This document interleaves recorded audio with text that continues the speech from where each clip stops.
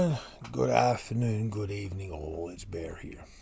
And I'd like to welcome you to my YouTube channel, aboxwithnolid.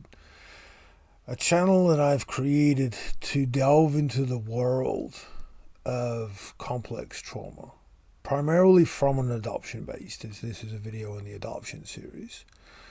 But also how it relates through understanding the mechanics of traumatic responses and exploring ways of improving quality of life and healing. Now in today's video, I want to continue on with further in-depth understandings of the FOG, which is a broad term that covers the response initiated at point of removal when we're up for placement for adoption, and how all our structures are based upon this survival state. And in today's video, I want to look at, beginning to explore the choice that every adoptee, all of us, have to make. And this choice is made when we are very, very little. And that choice dictates so much of our lives. And the choice I'm talking about is, who's our mom? Who's our dad? Is it the people that gave birth to us? Or is it the people we're placed with? Whoever we choose affects our life. Now, as an adult, we can put in all these rational explanations of, yes, you're placed, you need to do it with the adoptive parents and so forth. But we need to look at it from the place of an infant, in most cases, or a very, very young child. When you're looking at older foster care placement into adoption, there's a different process. But still, that same choice has to be made. But then you have the added layer of the years within the system, within either multiple placements, short and long-term placements, and so forth, which adds such a huge mess of emotional issues that need to be, supported and worked through. But for this video, I want to just stay on the subject of this choice and its implications, and really think about it. Now, the success of how these choices play out, like with everything with adoption, there's always various degrees of success. But there is not a lot of understanding around the correlation between this choice and how we attach when we get older. How moments where things play out in our future relationships, especially in romantic relationships, and even more so having your own children. Because for most adoptees, their first child is the first biological connection to family. And I've seen that play out countless times, particularly if you have an opposite sex child to you. I've seen it where if a male adoptee has a daughter, how the wife is threatened by the daughter in a relationship because of how close that connection is. Or through the adoptee being overwhelmed, they keep their biological kids and their children at arm's length. They don't know how to connect. It causes a whole nest of issues, which is I will definitely get into in future videos. But it's understanding the power of what an adult would think is a simple choice of necessity. You choose the adoptive parents because they are the ones you were living with. They are now your mom and dad. Well, an adult can explain that, but to an infant, where you're going, these people are here, but I don't look like them. I don't sound like them. My eyes are different, my nose is different, my mouth is different. And in some cases, if they're a little older, your accent is different. Your mannerisms are different. Your smells are different. You spend this whole time trying to reinforce that they are. And all this reinforcement is cognitive. It's all steps of convincing yourself. Where in a biological connection between a child and their biological parents, there is no convincing. The person who gave birth to you is your biological mother. Doesn't matter. That cannot be changed. But in an adoption sense, it can. And I've seen it, and we see it all the time, where kids are placed into an adoptive family. It doesn't work out the way that adoptive parents thought, so they dump them back into the system.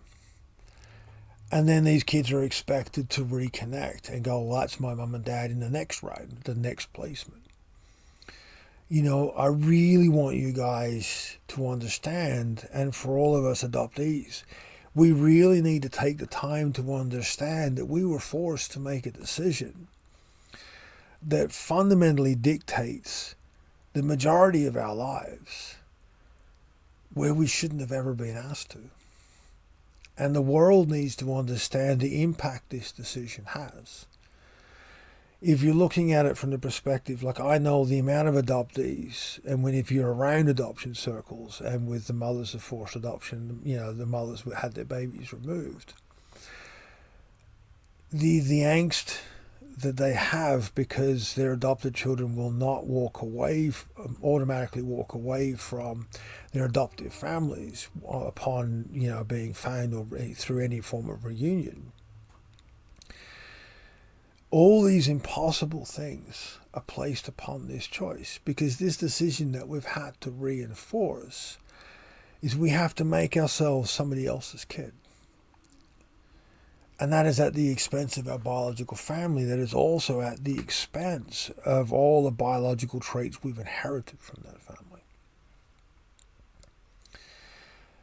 So every facet that is not of ourselves, that is not in line with the mannerisms and how our adoptive family work, we have to bury or hate. And I see that a lot, we hate so much of ourselves because they're of a past that they're of a past that we had to make a choice to make it wrong. We have to blame someone. This world's only answer when things happen is you find somebody to blame. We had to blame someone. And 9 times out of 10, through survival, we blame our biological family to survive. It's an impossible choice to make. But as I said in the beginning of the video, every adoptee, every single one of us has to make this choice. And it has a huge impact on our life and future. It has a huge impact on how we view ourselves. It has a huge impact on how we view our part in society. And it plays a massive role in future attachment. In a couple of videos, I'm going to start to delve into attachment structures around adoption. But I wanted to get the base of this fog structure, this survival state understood and out, because otherwise, in the future videos, I will constantly be, losing my direction and going back to explaining the fog. Because this is the whole encompassing ecology that every facet of expression and interpretation, every response, everything we do to create the person that we are comes from when you're an adoptee. It is an all-encompassing survival state, with, as I said in numerous times, with various levels of success. So, take the time to think about this decision.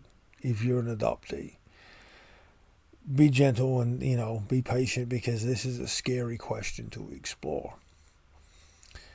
Because we have so many layers of justification attached to it. But for all of you, everybody else out there, have a think about what you would do if you were forced to make that choice. Really look at the emotions to it. And then next time you see a newborn infant, a little infant that's days or weeks old, think about how you could explain it to them to make that choice. How are they supposed to understand that complexity that an adult couldn't get their head around? And that's why it has such an impact on our entire lives. And that's why it haunts us for our entire lives. You know, when we're younger, we can bury it. But the older we get, when human connection and interaction becomes more important, it tends to bite us in the butt. And this is why it is so important to create these understandings, because it will bite you in the butt at some point for all adoptees. So, as always, I like your guys' questions and your responses. And take the time to think about such a verbal, simple question, but the impact that it has.